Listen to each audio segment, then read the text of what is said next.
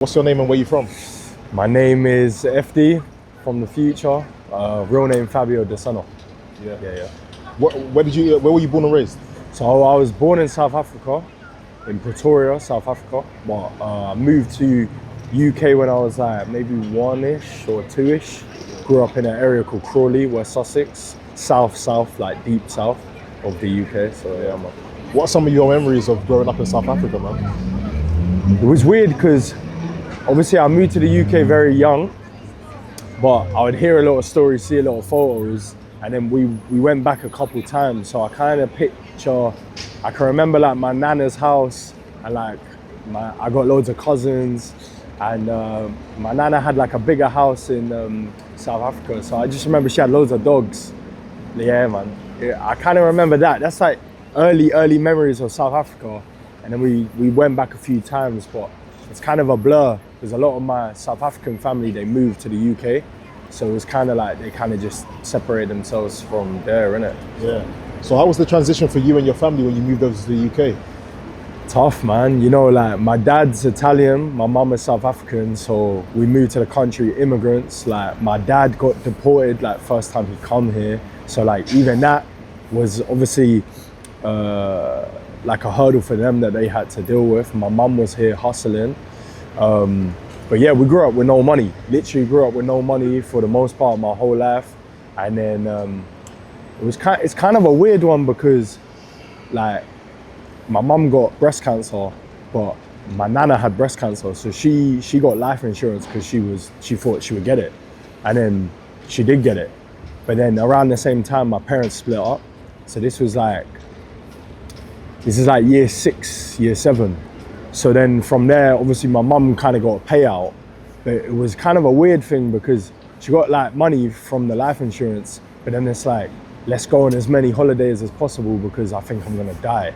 So it's like, it was a weird blur, like, but yeah, for the most part, grew up with no money. And then obviously my parents split up, so it was even more awkward, like with finances and things like that. But it was a happy, like my childhood was very happy. My pops would always have us outside and doing stuff, and you know what I mean. But yeah, man, my childhood is a bit up and down. Yeah. What was it like seeing your dad getting deported, but then also your mum being diagnosed with breast cancer? I know they're two different parts and two different experiences. But so obviously the situation with my pops, it was kind of, I didn't know what was going on because I was so young, right? But when I get older, my parents tell me, my dad told me and all this. So it's kind of a weird one because obviously I'm Italian, right? So I have an Italian passport. So regardless of anything, that's always in the back of my mind. You know, like, fuck Brexit, like, that's always in the back of my mind. Like all these things, like the government are just fucked. So that's always there. But then obviously later in my childhood, my mum gets breast cancer. And it's so weird because I was so young, and I remember when she told me at the dinner table, and I moved away from her because I thought like I could get it. Like, I thought it was like, you know what I mean, contagious, which is so weird. And then from there, it was like a 2-year battle of just like, you know, my parents split up, and then my stepdad comes into the picture, and she's got cancer, and it's just like this weird whirlwind of like things that are happening at a young age. I'm sitting in the living room with my mum, she's shaving her hair off, and like this guy who I barely know is helping her shave her hair off. And it's like all these like weird emotions. I'm going into the hospital. When you're young, it's like super dark in the hospital. It's like really gloomy. It's like all these like weird things that I feel like are in my mind, but I don't go into it so much. Do you know what I'm saying? Yeah. Do you think your parents splitting up affected you as you grew older? 100%, man, 100%. I think it was like almost the beginning of like this mad child. Like my parents split up, I was very young. This stuff with my mum, my stepdad comes into the picture very quickly. It's confusing. He's got sons, I got an older brother. Everybody's older than me, so I'm getting bullied by my stepbrothers. I'm getting bullied by my older brother naturally because they're older than me. Then I'm going through the motions. I don't want to go to home because there's a random stepdad there. I'm acting out. I'm with the man them, you know what I mean, I'm outside. So it just like brought me to this place as a young teen where I didn't really want to go home, and then there's stuff happening outside of home, and it's just like this whirlwind of like a young kid just trying to figure it out. Yeah, man. So what did you figure out? I figured out that I'm 27 now, but I figured out I did a lot of things out of character for the simplest of reason of I didn't want to go home. And I always say it now because a lot of people are like, oh, what's one thing that you wish you did? And it was like, I just wish I went home, because I didn't go home. I'm in house parties, and man are doing madnesses, or I'm seeing something happen that I shouldn't be seeing at that age. And I just wanted to play FIFA. Like, do you know what I mean? But it's like these small things, they add up, innit? They add up over time. And what do you think you were escaping? Because it just seems like to me that maybe the home dynamic just wasn't, you know, what you were familiar with. Yeah, it was exactly that. It was exactly that. And it's tough because as time went on, I started to respect my stepdad because, you know, he held my mum down during cancer, innit? So as a man, I love him as a man because he was there for my mum when me and my brother couldn't because we were young. And then my dad met my stepmom.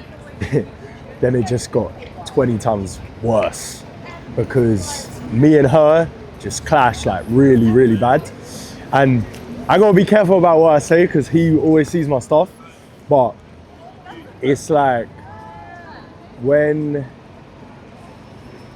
I did a lot of bad things as a kid, I got arrested and things like that. And I think she kind of held a grudge at that young teen.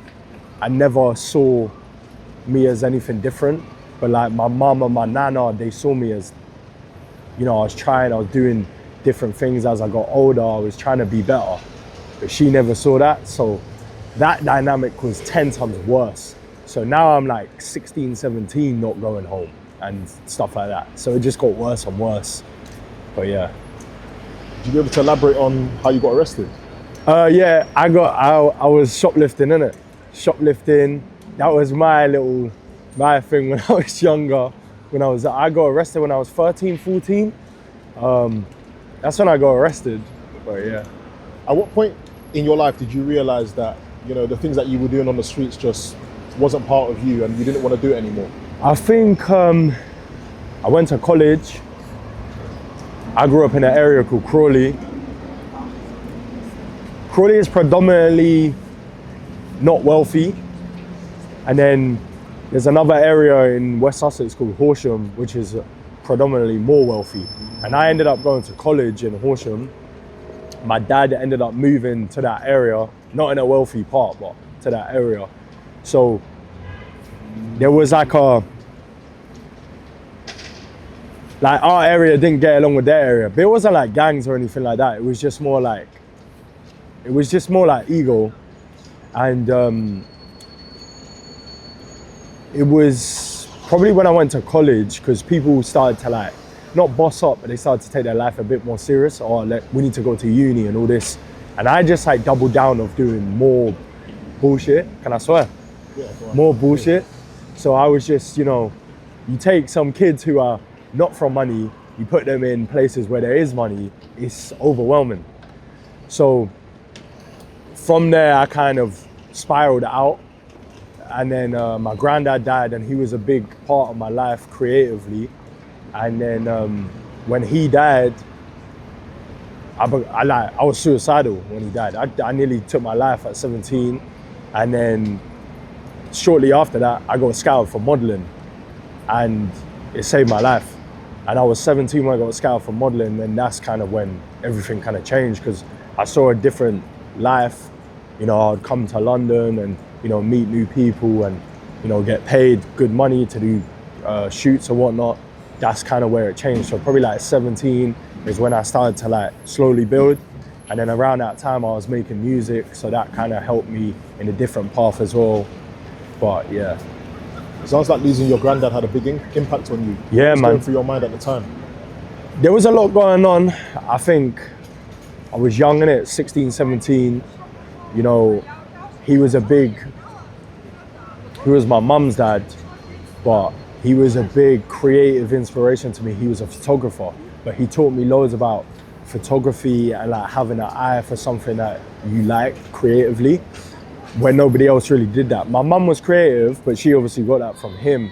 But obviously he's a male figure. My pops wasn't really like that, you know. My dad's kind of old-fashioned, isn't it? So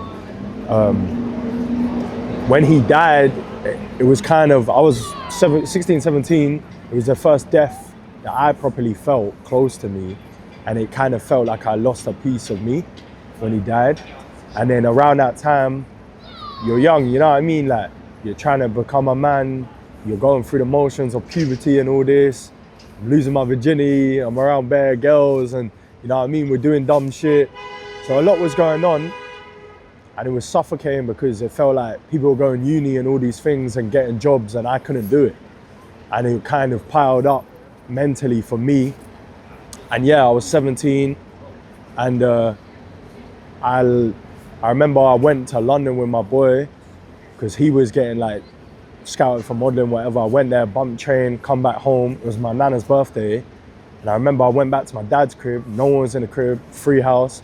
I remember sitting in my living room and just thinking like, I'm gonna kill myself. Like, that was the darkest point in my whole life I reached at 17. But the only thing that got me out of that, I almost like pitied myself. I kind of laughed at myself because I was like, you're gonna kill yourself, but you haven't done anything with your life.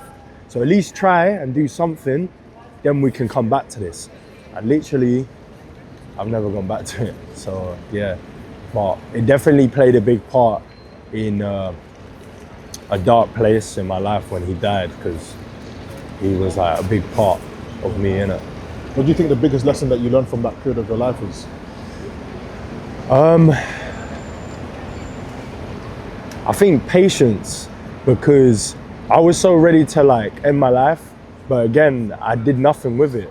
And every single day I thank God that I'm still here, because I've done so much in my life that if I did kill myself, I wouldn't have been able to impact other people's lives positively, you know, make all this cool stuff that I've done and the pieces of history that I've done. So yeah, probably patience, isn't it?